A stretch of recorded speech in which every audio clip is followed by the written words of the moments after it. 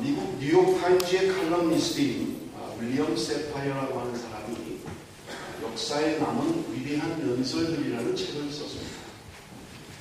그런 역사적인 연설들 가운데 세계에 남을 만한 그런 연설문들을 이야기하고 있습니다. 그런데 지금 첫 번째 세계의 명연설은 미국의 26대 대통령인 루즈벨트 대통령이 1941년 1월 6일 의회에서 연설한 루즈벨트의 연설문을 보고 있습니다.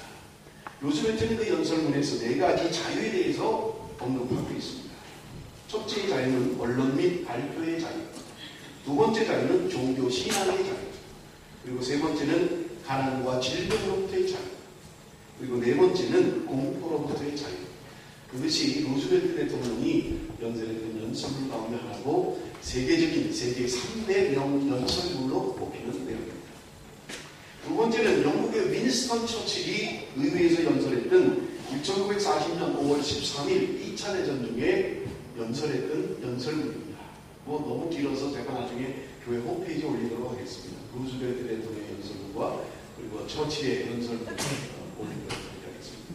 여기서 유명한 말을 하죠. 나는 피, 수고, 눈물 그리고 땀밖에 달리 드릴 것이 없습니다. 그래서 언론이 그 단어들을 아주 대서특필을 했는데요. 피와 땀과 눈물이라는 것을 대서특필을 해서 유명해졌습니다. 윈스턴 처칠이 그저 그렇게 유명하지 않은 정치인이었는데 이 연설문으로 말미암아서 영국이 나온 위대한 정치가로 도약하는 계기가 됐다고 그렇게 이야기합니다. 그리고 세 번째 세계에서 유명한 연설문이 있는데 그것은 마틴 루터 킹 목사님이 1963년 8월 23일 워싱턴에 있는 링컨 기념관 앞에서 행진을 앞두고 모여있는 대중에게 했던 연설이 세계적인 3대 명연설 가운데 꼽히는 내용입니다. 오늘 설교와 내용이 좀 연관이 있어서 다는 아니고요. 중요한 부분만 여러분들에게 지금 읽어드리도록 하겠습니다. 프로젝트를 통해서 영어와 한글로 여러분들 보시면 되겠습니다. 그리고 나는 오늘 오후 남부로 돌아가지만 절망에 빠진 채 가는 것은 아닙니다. 나는 남부로 돌아가지만 우리가 탈출구가 전혀 없는 캄캄한 지하 감옥 속에 갇혀 있다고는 생각하지 않습니다. 나는 새로운 날이 오고 있다는 믿음을 가지고 돌아갑니다. 나는 지금 꿈을 가지고 있습니다. 어느 날 조지아에서 미시시피와 엘라바마에 이르기까지 옛날 노예의 아들들이 옛날 노예 주인의 아들들과 함께 형제처럼 살게 되는 꿈입니다. 나는 지금 꿈을 가지고 있습니다.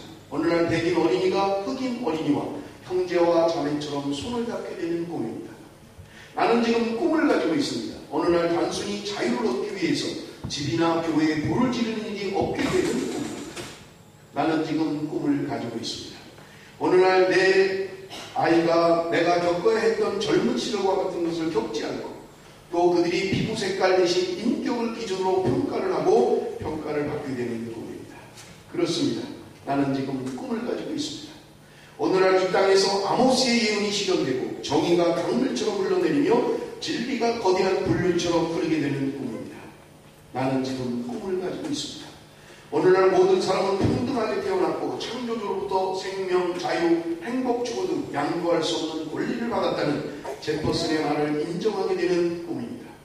나는 지금 꿈을 가지고 있습니다. 어느 날 모든 산골짜기가 솟아오르고 모든 언덕과 산이 주저앉으며 거친 곳이 평탄해지고 굽어진 곳이 곧게 펴지며 주의 영광이 나타나 모든 인간이 함께 그것을 볼 수 있는 날이 오는 꿈입니다. 나는 지금 꿈을 가지고 있습니다. 인간이 모두 형제가 되는 꿈입니다. 이런 신념을 가지고 나서서 나는 절망의 산에다 희망의 터널을 뚫겠습니다. 이런 신념을 가지고 나서서 나는 여러분과 함께 어둠의 어제를 광명의 내일로 바꾸겠습니다. 우리는 이런 신념을 가지고 새로운 날을 만들어낼 수 있습니다. 하나님의 모든 아이들이 흑인이건 백인이건 유태인이건 비유태인이건 개신교도이건 가톨릭교도이건 손에 손을 잡고 흑인 영가를 부를 수 있는 날을 만들 수 있습니다. 자유가 왔다. 자유가 왔다. 전능하신 하나님 감사합니다. 이것이 마지막 마틴 루터 킹의 연설문 가운데 마지막에 나오는 내용입니다. 마틴 루터가 1963년 꾸었던 그 꿈이 지금 이루어졌습니다. 45대 46대 대통령으로 흑인 오바마 대통령이 미국의 대통령으로 지금도 집권하고 있는 것입니다.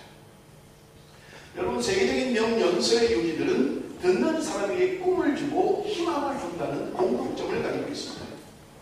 여러분, 그런 면에서 오늘 우리가 읽은 본문의 말씀도 우리에게 꿈을 주고 희망을 주고 비전을 주는 말씀임에 틀림이 없는 것입니다. 여러분, 어떻게 하면 이런 꿈을 가질 수 있을까요? 하나님이 주시는 꿈, 내가 꾼 꿈이 아니라 하나님이 주시는 비전, 하나님이 주시는 이상, 하나님이 우리에게 주시는 그 말씀을 우리는 어떻게 하면 가질 수 있을까요? 여러분, 오늘 성경은 우리에게 이야기합니다. 첫째는요, 하나님의 꿈을 갖기 위해서는 먼저 회개해야 된다고 성경은 이야기하고 있는 것입니다. 여러분, 초대 때도 말씀을 드렸습니다만 요엘 선지자가 활동하는 시대는 남유다 8대 왕이었던 요아스라고 하는 왕이 집권할 때입니다. 이 왕은 7살의 왕이 된 왕이었습니다. 아주 문란하던 그런 때입니다. 죄악으로 관영하던 시대였던 것입니다. 그 땅이 황폐케 되었다라고 성경은 이야기하는데요. 요엘서 1장에 그것을 이야기하고 있습니다. 오늘 보면 1장 4절을 우리 한번 같이 읽겠습니다. 1장 4절입니다. 다 같이 읽습니다. 시작. 팥죽이가 남긴 것을 메뚜기가 남긴 것을 느치가 먹고 느치가 남긴 것을 황충이 먹었다. 여러분, 요엘서 1장 4절이 이야기하는 거예요. 그리고 외부로부터 적이 침입해서 모든 걸 다 빼앗아가 버렸습니다. 여러분, 여기 오늘 본문에 이야기하는 팥죽이, 메뚜기는 우리가 잘 아는 거잖아요. 그죠? 메뚜기는 대부분 잘 압니다. 팥죽이, 느치, 황충, 이런 게 뭔지 여러분 잘 모르시겠어요. 시골에 사시는 분들은 혹시 아시는지 모르겠어요. 그런데 제가 사전을 찾아보니까 팥죽이라고 하는 것은요, 메뚜기과의 곤충이다. 메뚜기하고 다른 것은 다리 쪽이 붉은 것이 다르다. 그런 거예요. 이건 거의 메뚜기하고 다른 거고요. 그 다음에 느치라고 하는 것은요, 딱정벌레 하나다. 그렇게 사전에 나오고 있습니다. 그런가 하면 황충은 메뚜기과에 속한 곤충의 한 종이다. 그렇게 되어 있어요. 그러니까 거의 다 메뚜기하고 비슷비슷한 거예요. 조금씩 모양이 다른 것뿐이죠. 그런데 중요한 것은요, 팥죽이가 먹고 남긴 것을 메뚜기가 먹어버렸고, 메뚜기가 남긴 것을 느치가 먹어버렸고, 느치가 남긴 것을 황충이 먹었다는 거예요. 무슨 말입니까? 농사를 지었어요. 추수를 하려고 하는데 갑자기 곤충들이 와서 다 먹어버리는 거예요. 팥죽이가 남긴 것을 메뚜기가 먹고, 메뚜기가 남긴 것을 느치가 먹고, 느치가 남겨놓은 그 조금인 것을 황충이 먹어버리는 거예요. 땅이 황폐화되어 버렸어요. 추수를 기대했습니다만 추수할 게 없는 거예요. 곤충들이 와서 다 먹어버리는 거예요. 거기다가 외부의 침입으로 인해서 힘들고 어려운 시간을 겪고 있습니다. 그것이 요엘서 1장에서 이야기하고 있는 거예요.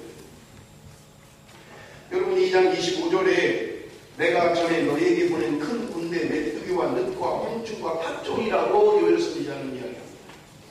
큰 군대처럼 보낸 그 메뚜기 떼를 이야기하고 있는데, 그것으로 말미암아서 남유다에 메뚜기가 쳐들어와가지고 메뚜기가 공격을 해서 전부 다 먹을 게 없을 정도로 땅이 황폐할 정도로 된 겁니다.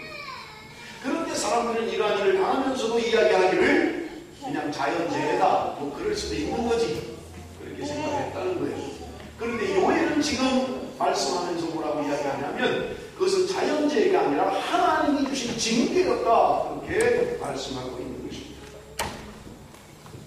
그래서 요엘은 이야기합니다.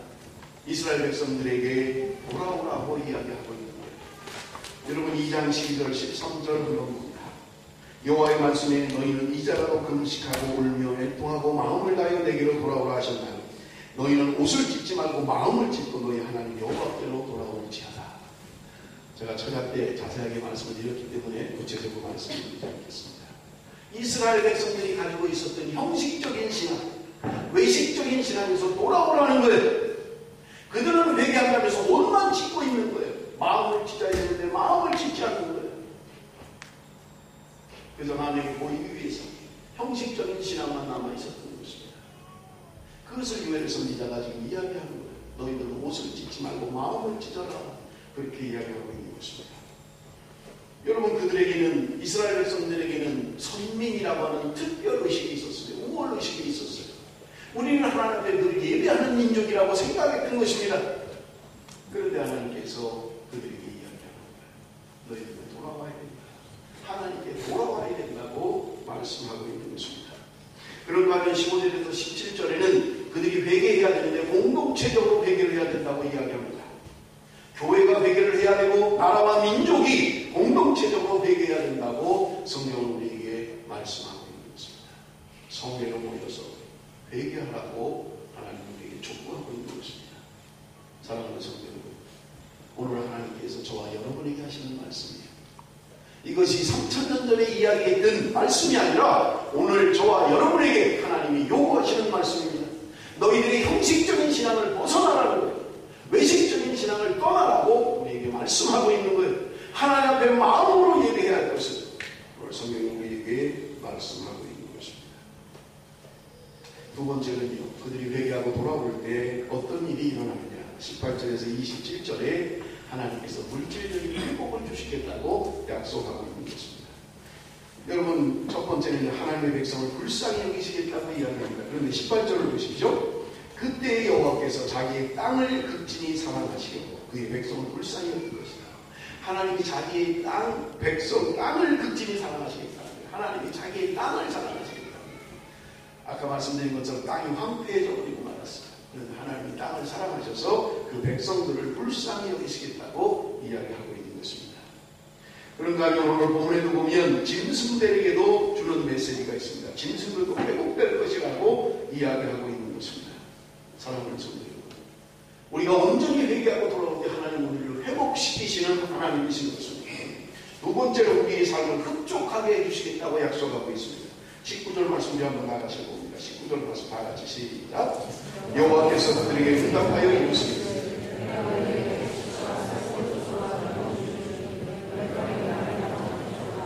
하나님께서 우리에게 흡족해 하시겠다고 약속하고 있습니다. 흡족하리라 말씀합니다. 하나님이 우리에게 회개하고 돌아오면 우리가 사는데 흡족하도록 하나님 회복시켜 주시겠다고 약속하고 있는 것입니다. 세 번째는 나라들 가운데 욕을 당하지 않게 하겠다. 너희들이 수치를 당하지 않겠다 말씀합니다. 19절입니다. 내가 가시는 너희가 나라들 가운데서 욕을 당하지 않게 할 것이니 26절 하반절에 내 백성이 영원히 수치를 당하지 아니하리라. 수치를 당하지 않겠다.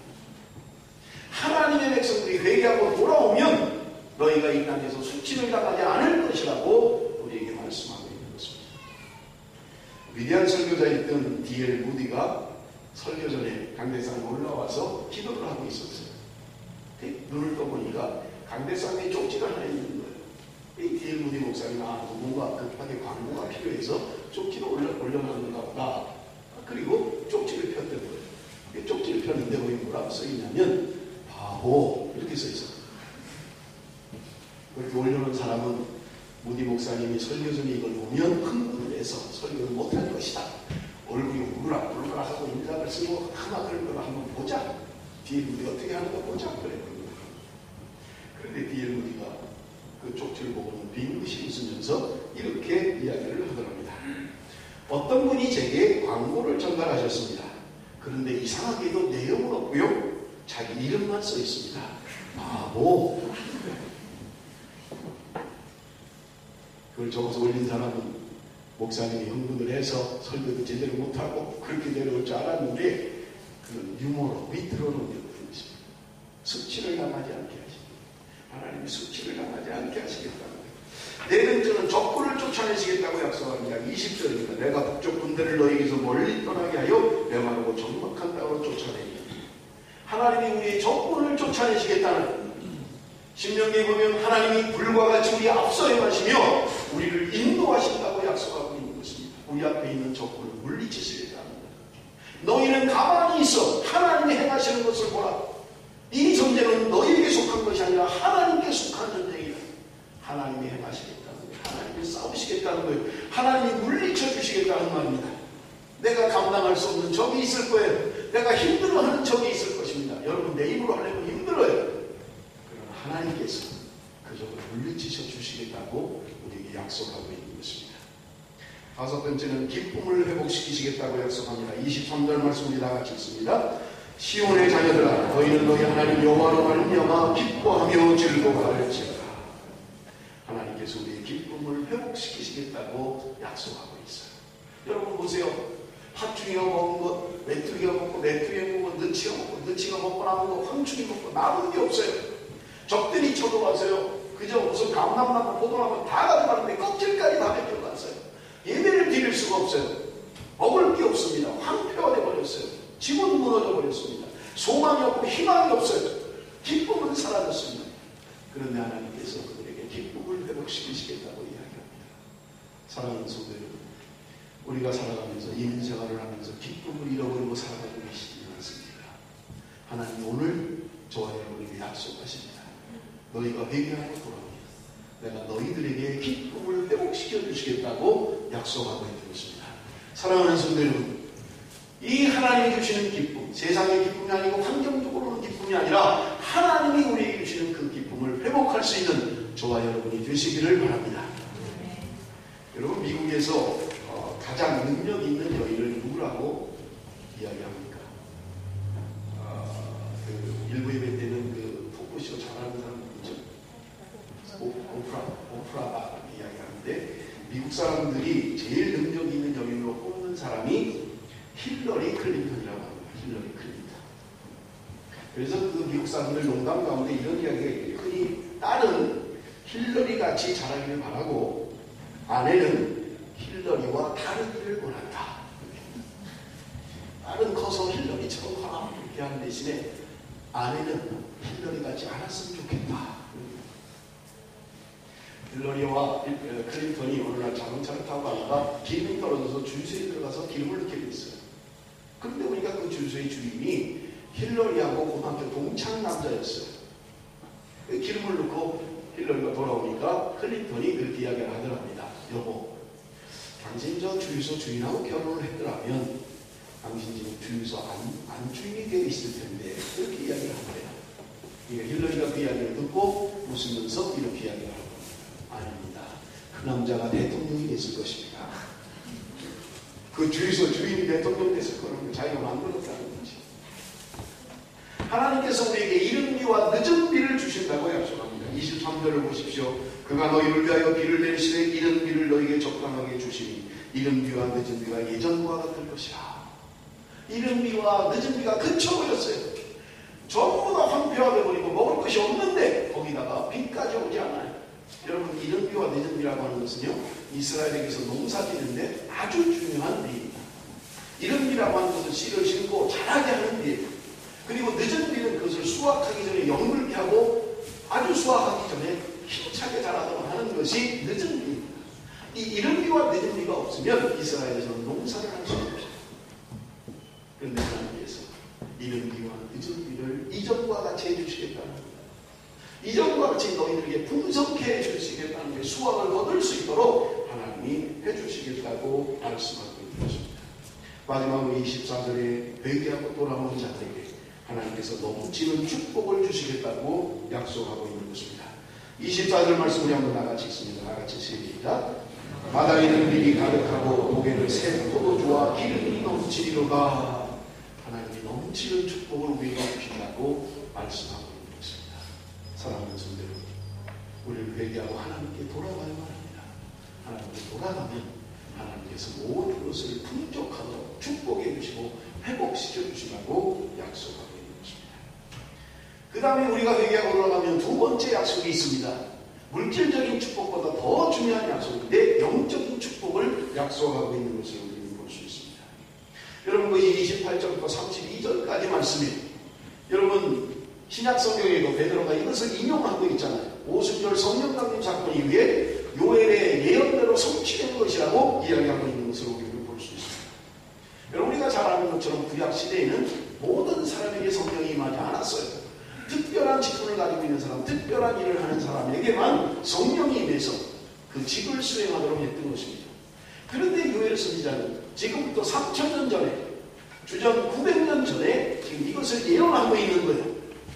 남녀와 여종에게 하나님의 영을 부어주시는데 모든 사람들에게 하나님의 영을 부어주시겠다고 약속하고 있는 것을 우리는 볼 수 있는 것입니다.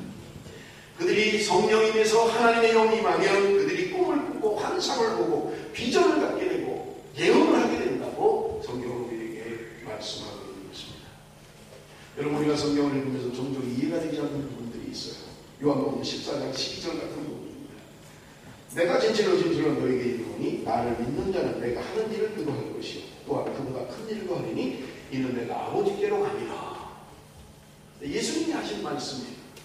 나는 이제 아버지께로 가는데 너희들이 내가 하는 것도 할 것이고 내가 하는 것보다 더 큰 일도 하게 될 것이다. 여러분, 주님이 이 땅에서 하신 일이 뭐예요?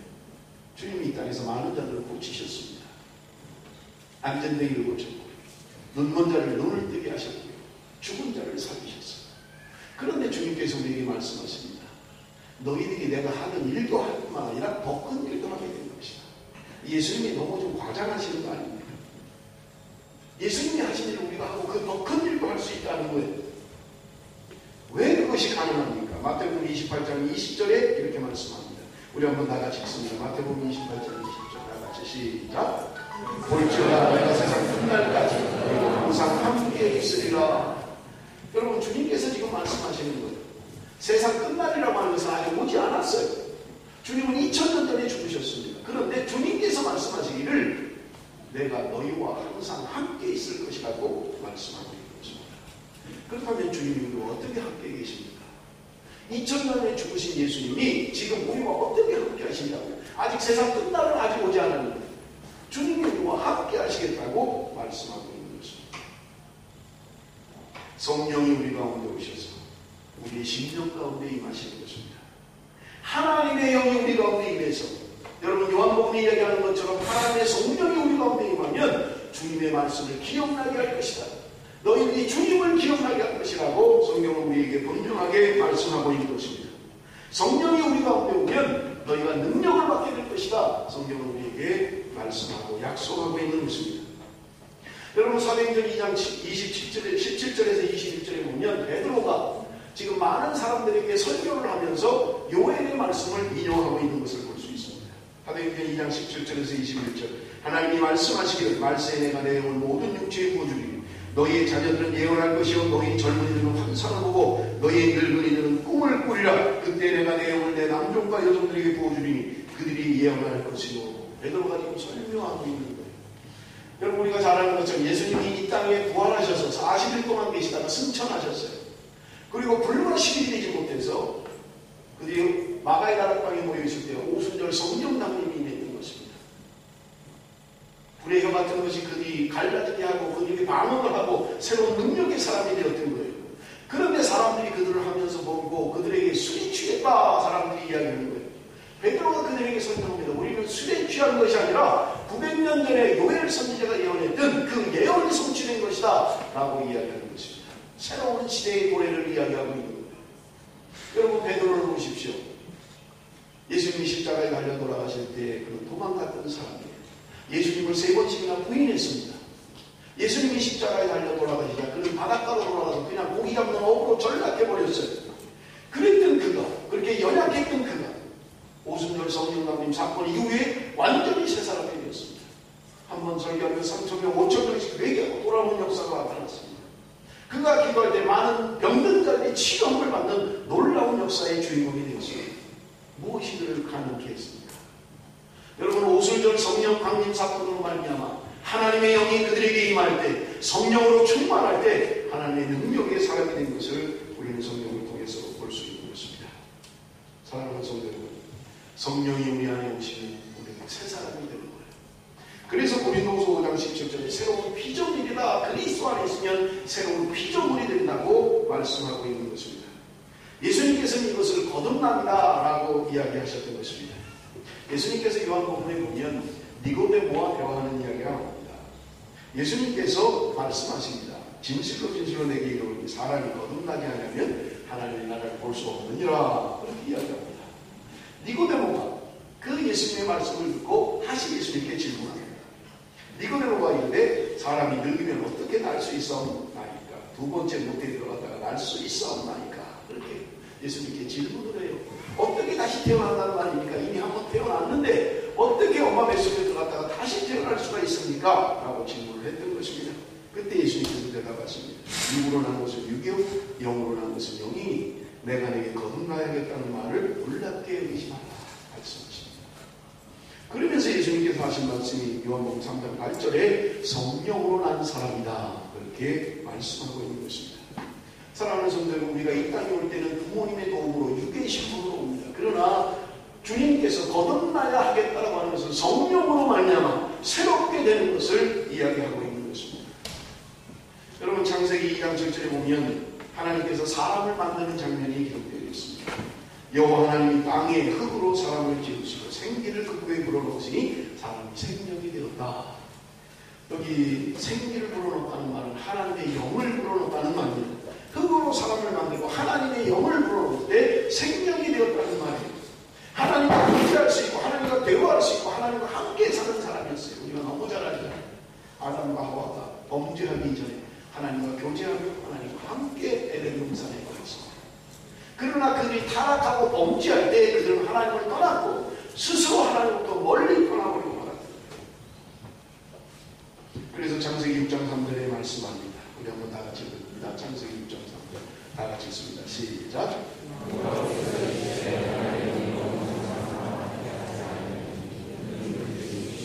그들이 범죄하고 타락할 때 그들은 육신으로 전락해버리고 말았던 것입니다. 그런데 이 육신이 언제 회복이 됩니까? 성령이 우리 가운데 임하면 새롭게 회복되는 거예요. 하나님과의 교제가 가능하고 하나님의 능력으로 새로운 사람으로 변화되는 거예요. 하나님의 성령이 우리 가운데 거할 때, 하나님의 성령이 우리 가운데 임하면 우리는 능력의 사람으로 변화가 되는 것입니다. 그래서 사도행전 1장 8절에 오직 성령이 너희에게 임하시면 권능을 받게 된다고 말씀하고 있는 것입니다. 여러분, 도대체 우리 안에 어떤 변화가 일어날까요? 성령의 능력이 우리 가운데 임하면 어떤 변화가 일어날까요?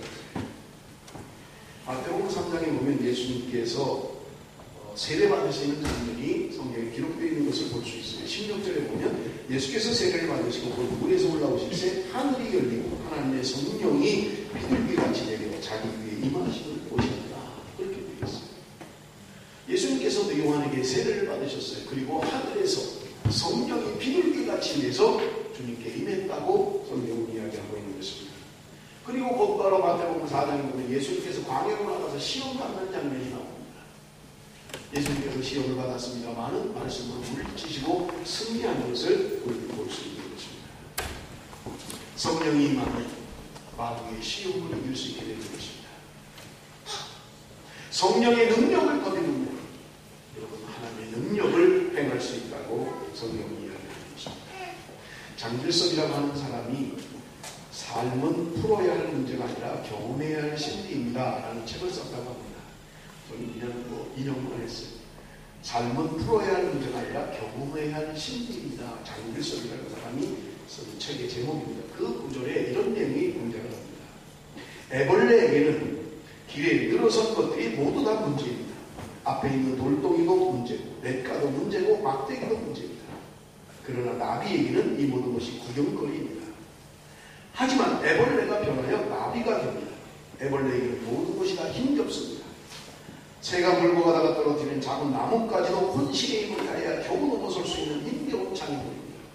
길가에 덩그러니 놓여있는 작은 돌멩이도 넘어서기 힘든 장애물입니다. 앞길을 가로막은 작은 시냇물도 결코 넘어설 수 없는 장애물입니다. 그러나 나비가 되고 나면 그런 것들은 문제가 되지 않습니다. 더 이상 넘어설 수 없는 장애물이 아닙니다.